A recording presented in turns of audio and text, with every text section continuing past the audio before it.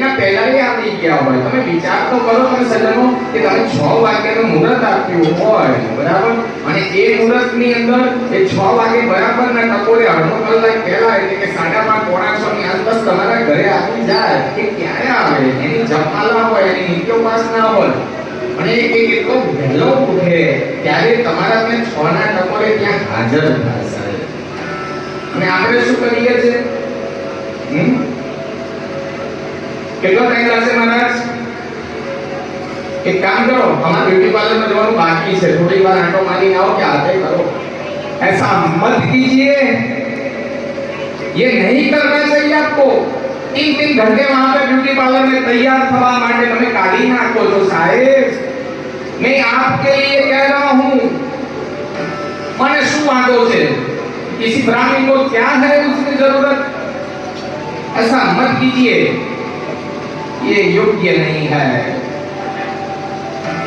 તમે એ ત્યાં એनको हम चक्की वगाड़ीने को महाराज આવી જાય ને, हम चक्की वगाड़ीने ऐसे ही आधे घंटे में शादी लेता तो महाराज जब हमारे पास टाइम नहीं पड़ा है, वो चौरी के अंदर जो लग्न की ग्रंथि के अंदर आप जुड़ने जा रहे हो उसमें कितने देवता है वो भी आपको नहीं मालूम, तो आप देवताओं को मत बुलाइए. हमारे देवता कोई ऐसे लिपिजुल में नहीं है. चौरी ऊपर आपने चंपल पहनी ने चढ़ी जाइए, वो तो बात गलत है.